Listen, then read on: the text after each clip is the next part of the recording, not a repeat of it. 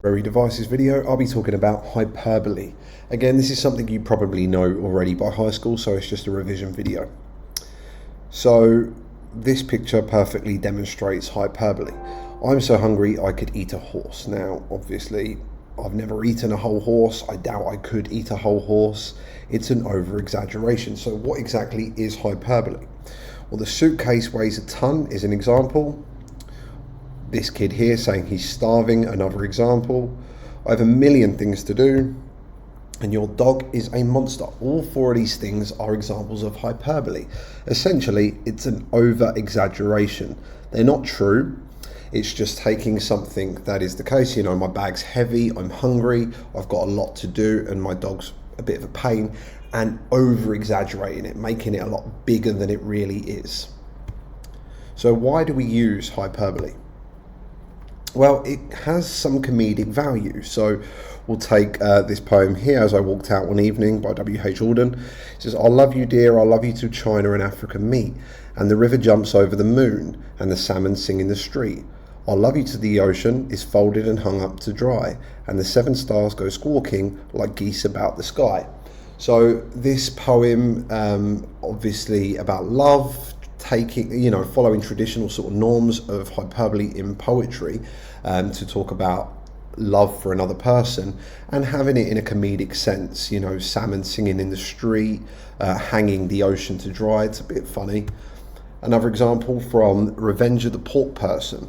A man can have a belly you could house commercial aircraft in, and a grand total of 8 greasy strands of hair, which he grows real long and combs across the top of his head so that it looks like, when viewed from above, an egg in the grasp of a giant spider.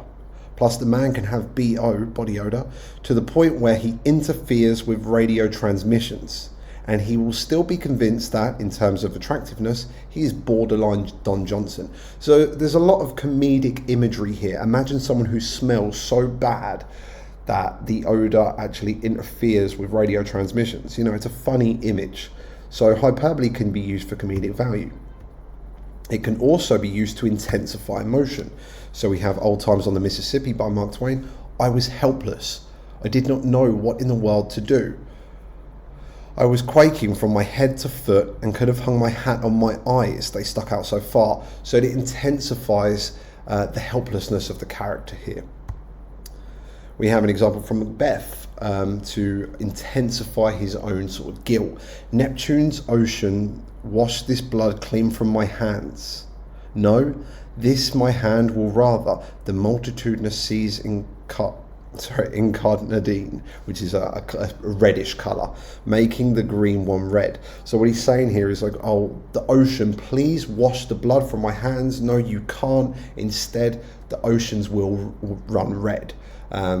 Hyperbolic idea that there's blood on his hands. There's so much blood on his hands it would make the oceans turn red. It intensifies the tone and it intensifies the emotions of the character, intensifying the guilt or intensifying the helplessness. Another reason is it draws our attention to things. So we have this example from To Kill a Mockingbird. A day was 24 hours long but seemed longer. There was no hurry, for there was nowhere to go, nothing to buy and no money to buy it with, nothing to see outside the boundaries of Macomb County. So it's really drawing our attention to the boredom and the mundane sort of ideas that the character sees about living where she lives. Another example to draw attention to a physical appearance of something. The skin on her face was thin and drawn as tight as the skin of an onion, and her eyes were grey and sharp like the points of 2 picks. So again, the hyperbole really draws our attention to whatever's being talked about, whatever's being described. In this case, a physical appearance of something. Now I want to show you hyperbole in poetry. Hyperbole is used often in poetry, and this is an example from Edmund Spenser, Sonnet 15, and it is a blazon, which is a hyperbolic metaphor, a metaphor used to describe physical features of someone and compare them to nature in really hyperbolic fashion. Big hyperbole here. So it says, ye tradeful merchants that till weary toil, do seek most precious things to make your gain, and both the Indias of their treasure spoil.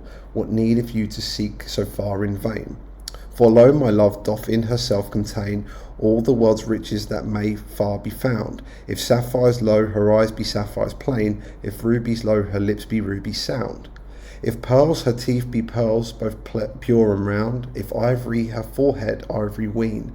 If gold, her locks are finest golden ground. If silver, her hair, her fair hands are silver sheen.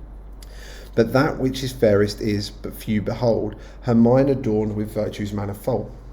Now, I'm not going to go into too much detail about the sonnet here, but I want you to look at how this woman is described. He's writing a sonnet to someone he loves, and he is using blazons, which are these hyperbolic metaphors comparing features to nature.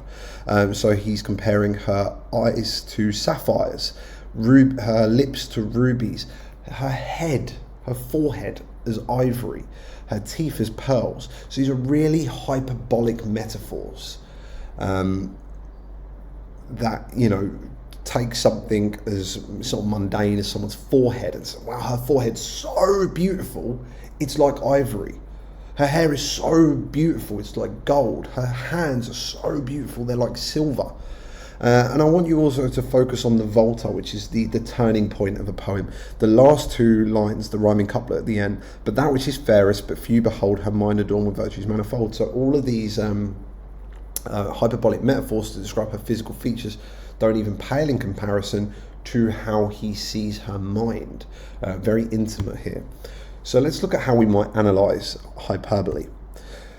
In Spenser's Sonnet 15, Spenser uses hyperbole in order to create an affectionate tone towards his love. Spenser describes his love's physical features, as was popular in sonnets at the time, specifically stating that her eyes be sapphires, her lips be rubies, her teeth be pearls, her forehead ivory, her hands silver, and that her hair is the finest gold. However, Spenser ends by stating that few behold her best attribute, which is her mind adorned with virtues manifold. Okay, so in level 1 we talk about the hyperbole, what effect it has, what it means, why it's possibly used. So the hyperbole compares Spenser's love features, so there should be an apostrophe there, features to various treasures of the world, for instance gold, silver, rubies, sapphires and ivory. This, along with other references to merchants' trade in India in the first stanza, add to his love's intense value, like a treasure. The last two lines take a turn as he focuses on what is private and cannot be seen, her mind, adding to the intimacy. So as level 1, we're just talking about the hyperbole and its effect, its direct effect on the reader. Level 2, what does this reveal about the whole character, the whole poem, the whole plot, the whole setting, whatever. So the hyperbole in this sonnet creates an affectionate and intimate tone, the whole tone of the poem, which highlights this woman's importance and depicts deep love. And in level 3, we make connections to the outside, to the historical context, to other texts, to the author's intent, or the poet's intent, or to themes. So the intimacy of the final couplet somewhat breaks the mould of many traditional sonnets, which would only focus on the superficial and shallow physical beauty. So there we go. That is hyperbole. Thanks for watching, guys.